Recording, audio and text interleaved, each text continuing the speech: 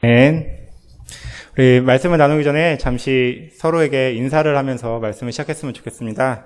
오늘 본문에는 사슴이 등장합니다. 그래서 양옆에 있는 우리 성도님들께 당신은 하나님의 꽃사슴처럼 아름답습니다.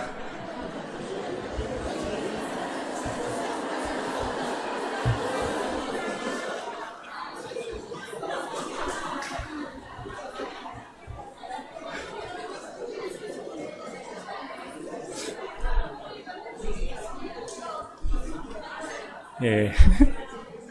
피스토스 찬양대 분들은 다 남성분들만 계셔갖고 어찌할 바를 모르시네요. 예, 알겠습니다. 예, 그럼 본격적으로 말씀을 살펴보겠습니다. 예, 서두에서도 던졌듯이 오늘은 사슴이 등장합니다. 한번 사슴이 등장하는 이 시에 대해서 좀 집중적으로 하나님의 뜻은 무엇인가에 대해서 한번 살펴보기를 원합니다. 시편 42편, 많은 성도님들이 좋아하는 시편입니다. 제가 집을 담임 목사님과 같이 이제 지역 신방을 가면은 심심치 않게 말씀 액자로 적혀 있는 말씀 구절 중에 하나가 오늘 본문인 시편 42편입니다. 하나님이여, 사슴이 시냇물을 찾기에 갈급한 같이 내 영혼이 주를 찾기에 갈급하나이다. 라는 이 성경 구절을 집에 모셔다 놓고 이 말씀을 묵상하시면서 하나님의 뜻을 구하시는 성도님들의 가정을 2019년 상반기에 담임 목사님과 찾아뵀던 것 같습니다. 그러면 이 본문을 통해서 하나님은 무엇을 말씀하고 싶으실까? 오늘은 한번 시편의 제목이라는 것을 통해서 한번 살펴보길 원합니다. 시편에 추가적으로 처음에는 적혀 있지 않았지만 성경으로 들어오면서 유대인들이 적어놓은 제목이 있습니다. 오늘의 제목은 이러합니다. 고라 자손의 맞쓰길, 인도자를 따라 부르는 노래. 맞쓰길 대부분의 성도님들이 익숙하지 않으실 것 같습니다. 제 성경에는 맞쓰길하고 교훈이라는 단어가 가로에 들어가 있는데 하나님이 교훈을 주시나 보다 라고 생각하면서 맞쓰기를 그냥 쉽게 생각했는데 설교를 준비하면서 맞쓰기라는 단어의 뜻이 무엇일까를 살펴봤더니 맞쓰기는 시편의 한 장르를 이야기하고 있습니다. 시중에 우리의 감정을 노래하는 서정시, 길게 쭉 써내려가는 산문시, 그리고 다른 사람들에게 이야기하면서 특별히 우리들의 조상들이 이야기했던 민요의 형식으로 하는 민요시, 또 시조, 이렇게 여러 가지 시의 양식이 있는 것처럼 시편에도 여러 가지 양식이 있는데 그 중에 하나가 바로 오늘 우리가 살펴볼 맞쓰길입니다. 맞쓰길은 교훈의 시편입니다. 그리고 이 시편이 묵상되는 때는 내가 삶 가운데 너무나 힘들고 어렵고 고통 가운데 있을 때 하나님의 지혜를 구하며 이 상황을 어떻게 타개하면 좋을까요? 라고 하나님께 질문하는 때 부르는 노래가 바로 오늘 시편 42편입니다. 우리 한번 하나님의 지혜가 무엇인지 고통 가운데 신음하고 있는 사람들에게 하나님은 무엇을 말씀하시는지 시편 42편을 통해서 살펴보길 원합니다. 시편 42편 1절에서 4절입니다. 같이 한번 읽어보겠습니다. 시편 42편 1절에서 4절입니다. 하나님이여, 사슴이 시냇물을 찾기에 갈급한 같이 내 영혼이 주를 찾기에 갈급하니이다. 내 영혼이 하나님 곧 살아계시는 하나님을 갈망하나니 내가 어느 때에 나아가서 하나님의 얼굴을 배울까? 사람들이 종일 내게 하는 말이 내 하나님이 어디 있느냐 하오니 내 눈물이 주야로 내 음식이 되었도다. 내가 전에 성의를 지키는 무리와 동행하여 기쁨과 감사의 소리를 내며 그들을 하나님의 집으로 인도하였더니 이제 이 일을 기억하고 내 마음이 상하는도다. 아멘. 오늘은 시인이 하나님을 향한 갈망을 이야기하고 있습니다. 특별히 시편 중에 시편 42편이 특별한 이유는 시편 150편까지 150개의 시 중에 시인은 한 번도 자신을 동물로 비유한 적이 없는데 유일하게 시편 42편만 내가 목마른 사슴과 같습니다. 목마른 사슴, 어떤 이미지가 떠오르시나요? 제가 사진을 한 장 준비했는데요. 되게 그 말씀 구절이 적혀 있는 액자에 밑에는 저런 그림이 있더라고요. 푸른 초장에 사슴이 목이 말라서 이렇게 잠깐 와서 물을 마시는 장면. 왜 이 장면이 익숙하냐면 사슴의 특성이 그러합니다. 사슴이 제일 좋아하는 것은 제 여자친구가 알려줬는데요. 제일 좋아하는 거는 냇가로 들어가서 물장구를 쳐갖고 진흙을 만드는 거래요. 제 여자친구가 사슴을 되게 좋아해요. 사슴 닮았고.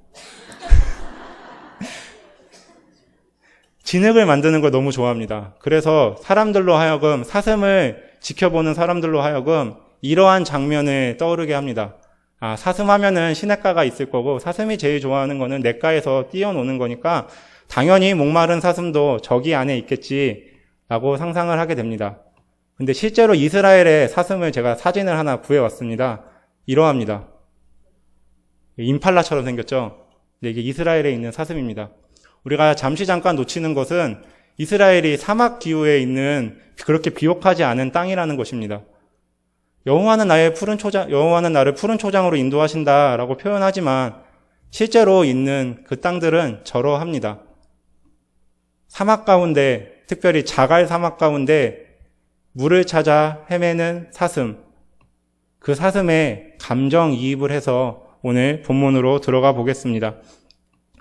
이 사진에 보이는 사슴을 묵상하실 때 목마르다라는 것을 집중해 보길 원합니다. 목마르다. 제가 지금 목이 말라서요. 잠깐 마셔보겠습니다.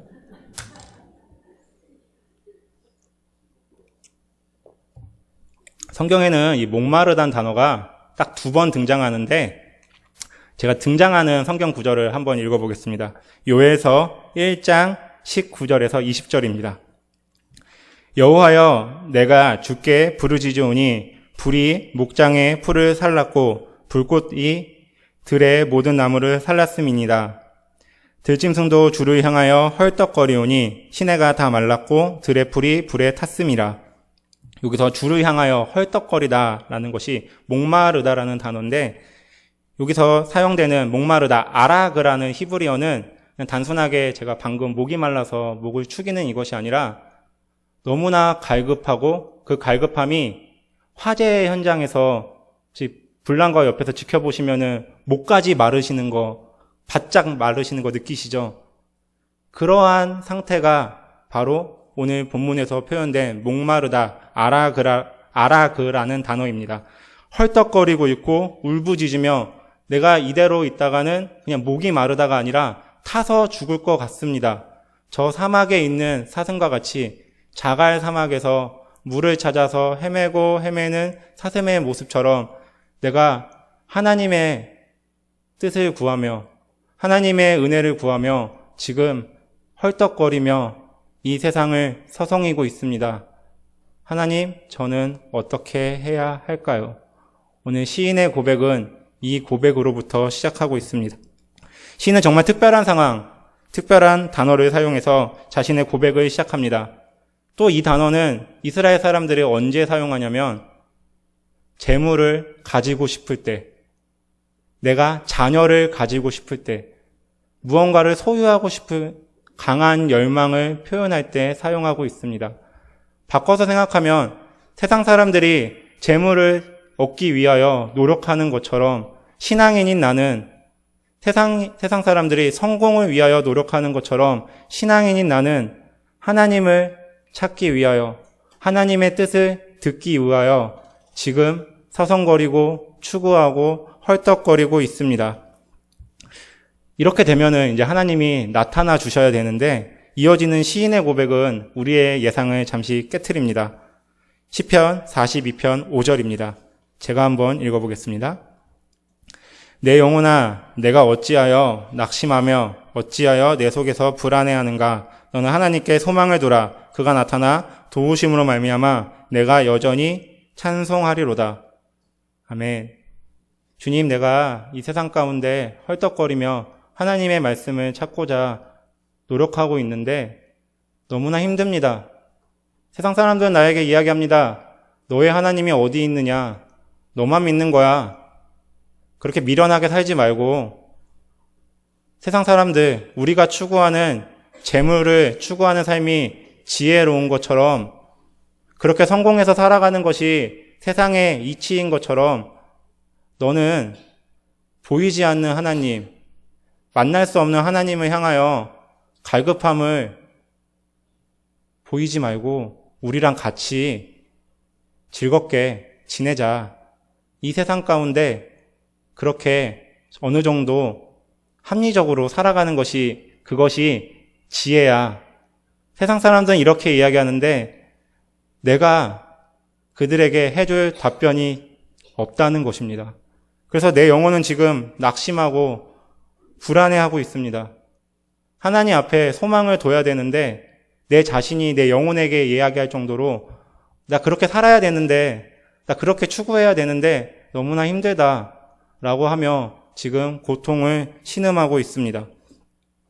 그럼에도 불구하고 5절을 지속적으로 묵상하다 보면 단순하게 자신의 괴로움을 토로하는 것에 끝나지 않음을 알 수 있습니다. 자기 점검을 시작합니다. 나의 영혼에게 물어보는 것입니다. 너 정말로 불안해하고 있니? 나 자신에게 자문하는 것입니다. 내가 정말 하나님을 추구하는 게 세상 사람들의 이야기처럼 미련하다라고 생각하고 있니? 그렇지 않잖아. 하나님은 항상 우리에게 나타나셔서 도우심을 선포하시면서 나를 다시 한번 찬송의 자리로 이끌어 주실 거잖아. 나 자신에게 예전에 경험했던 하나님을, 그 은혜의 경험을 상기시키며 이야기하는 것입니다. 내 영혼아, 내가 어찌하여 낙심하며 어찌하여 내 속에서 불안해하는가? 너는 하나님께 소망을 두라. 그가 나타나 도우심으로 말미암아 내가 여전히 찬송하리로다. 아멘. 이 본문의 앞에 신앙인은 두 가지 갈림길에 서 있습니다. 그냥 포기하고 세상의 방식으로 살아갈 것인가? 아니면 그럼에도 불구하고 하나님의 은혜를 사모하며 그 뜻대로 살아갈 것인가? 프랑스의 시인 발레리는 다음과 같이 자신의 시를 해석하며 이렇게 이야기하였습니다. 용기 내어 생각하는 대로 살지 않으면 머지않아 사는 대로 생각하게 될 것이다. 또한 미국의 시인 랠프 엘도 엘버스는 이렇게 이야기합니다. 사는 것이 힘들다고 낭망하지 말아라. 어깨에 짊어진 무거운 짐이 스스로의 삶을 완수하도록 강요한다. 이 짐을 벗어나는 일은 자신의 사명을 완수하는 길뿐이다. 같은 시인이어서 그런지 오늘 본문과 비슷한 얘기를 합니다. 힘들고 어렵다 그래서 우리가 포기할 것이 아니라 그럼에도 불구하고 우리가 힘을 내서 나아가야 될 것이 아니냐. 이 상황을 견뎌내고 싶냐? 이 상황을 극복하고 싶냐? 그것은 한 가지다. 내가 힘을 내서 이 상황을 극복하는 것이다. 그런데 성경은 이 이야기를 하지 않습니다. 내가 다짐하고 내가 이겨내야지 두 손 꽉 쥐고 악물고 그래 하나님 찾아야지 이런다고 해서 하나님을 만날 수 있다라고 이야기하지 않습니다. 그래서 오늘 시인은 내가 목마른 사슴인 것 같습니다 라고 고백하고 있습니다. 그럼 하나님의 답변은 무엇일까요? 하나님의 답변 너무나 쉽습니다. 이미 하나님이 우리에게 찾아와 주셨고 우리가 그것을 경험하고 있다는 것입니다. 그런데 세상을 살아가다 보면 이것을 잠깐 놓치게 됩니다. 세상을 살아가다 보면 하나님이 주신 것에 대해서 어느새 시선을 돌려서 다른 곳을 바라보고 있습니다. 하나님은 우리에게 허락해 주신 그 은혜가, 그 사랑이 크고 넘치는데 지금 내 눈앞에 보이지 않기 때문에 우리는 하나님을 찾아 시냇가를 찾아 헤매는 사슴과 같이 이 세상 가운데 하나님을 찾고자 노력하고 있는 것인지도 모르겠습니다.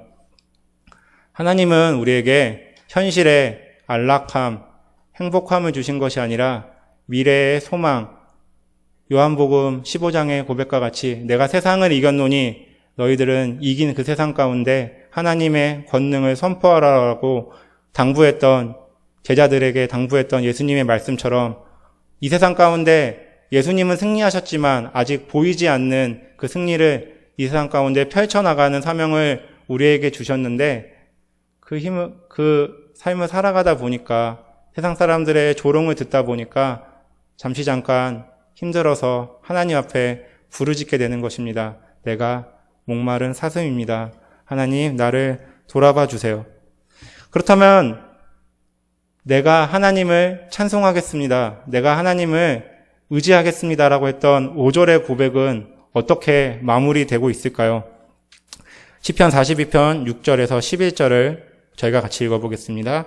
시편 42편 6절에서 11절입니다.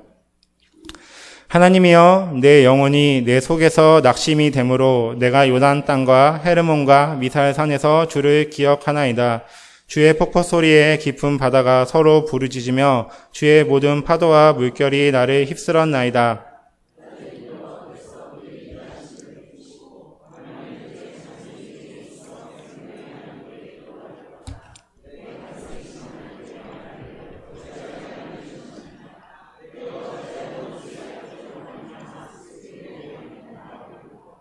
내 뼈를 찌르는 칼같이 내 대적이 나를 비방하여 늘 내게 말하기를 내 하나님이 어디 있느냐 하도다. 내 영혼아 내가 어찌하여 낙심하며 어찌하여 내 속에서 불안해하는가. 너는 하나님께 소망을 두라. 나는 그가 나타나 도우심으로 말미암아 내 하나님을 여전히 찬송하리로다. 아멘. 11절까지 읽었는데 시인의 상황이 변화된 게 하나도 없습니다. 마음은 변화돼서 내가 하나님을 찬송해야지, 내가 하나님께 소망을 두어야지 했는데 애석하게도 아직 그의 상황은 변하지 않았습니다. 변한 거는 그의 영혼, 그의 마음, 그의 신앙일 뿐입니다. 여기서 끝나면은 이제 하나님이 힘든 상황 가운데 지혜를 알려주시고 그 힘든 상황을 타개한다라고 했던 마스길이라고 하는 이름이 무색해지는 것 같습니다. 그런데 정말 놀라운 사실은 시는 여기서 끝나는 것이 아니라 시편 43편으로 이어진다는 것입니다. 시편 43편도 시편 42편과 같이 동일한 후렴구를 사용해서 이것이 하나의 시편이라고 우리에게 알려주고 있습니다. 내 영혼아 내가 어찌하여 낙심하며 어찌하여 내 속에서 불안해하는가. 너는 하나님께 소망을 두라. 나는 그가 나타나 도우심으로 말미암아 내 하나님을 여전히 찬송하리로다. 이 42편 마지막 구절이 43편으로 이어지게 합니다. 43편 우리 한 장을 넘겨서 1절부터 5절까지 읽어보겠습니다. 시편 43편 1절에서 5절입니다. 하나님이여 나를 판단하시되 경건하지 아니한 나라에 대하여 내 송사를 변호하시며 간사하시고 불의한 자에게서 나를 건지소서. 주는 나의 힘이 되신 하나님이시거늘 어찌하여 나를 버리셨나이까. 내가 어찌하여 원수의 억압으로 말미암아 슬프게 다니니까. 주의 빛과 주의 진리를 보내시어 나를 인도하시고 주의 거룩한 산과 주께서 계시는 곳에 이르게 하소서. 그런즉 내가 하나님의 제단에 나아가 나의 큰 기쁨에 하나님께 이르리로다. 하나님이여 나의 하나님이여 내가 수금으로 주를 찬송하리이다.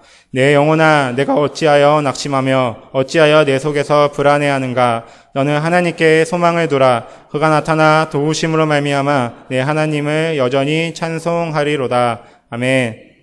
시는 여기서 끝납니다.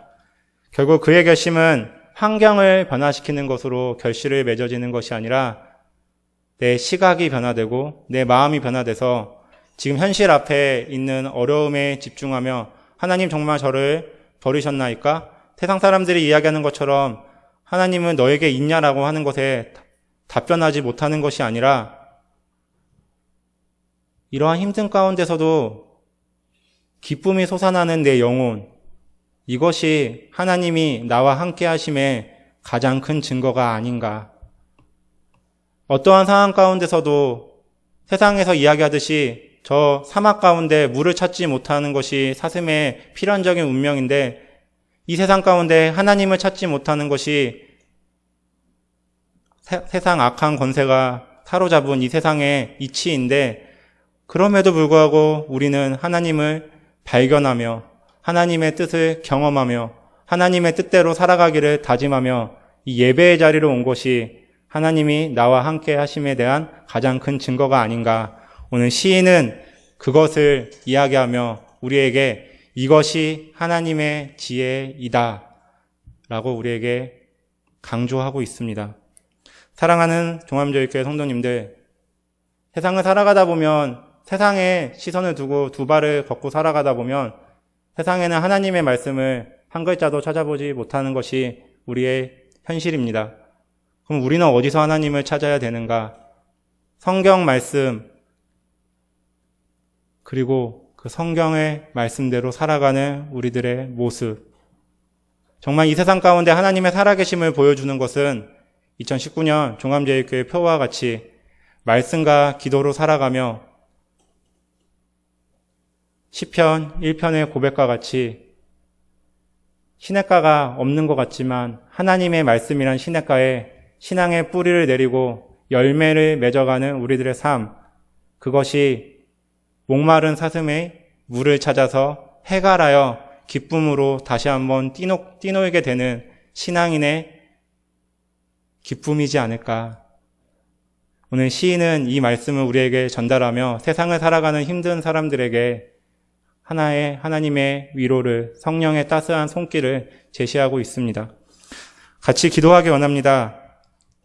하나님에 대한 것은 눈을 씻고 찾아볼 수 없는 이 세상 가운데 하나님을 찾으며 살아가기에 다짐하는 우리 사랑하는 종암제일교회 모든 성도님들의 삶 가운데 하나님의 은혜가 있을 수 있도록 특별히 우리 영유치부, 유초등부, 학생부, 청년부, 인도네시아 단계선교팀 가운데 이 세상 가운데 하나님을 경험할 수 없지만 이 교회를 통하여 또 친구들과의 관계 속에서, 가정에서, 학교에서, 학원에서 하나님을 경험하는 자들이 될 수 있도록 우리의 다음 세대가 하나님을 몰라 목마른 사슴처럼 사막을 배회하는 것이 아니라 주님의 시냇가로 와서 목을 축이며 주님 안에서 성장하는 다음 세대가 될 수 있도록 우리들의 신앙과 우리의 다음 세대를 위해서 우리 잠시 같이 기도드립니다.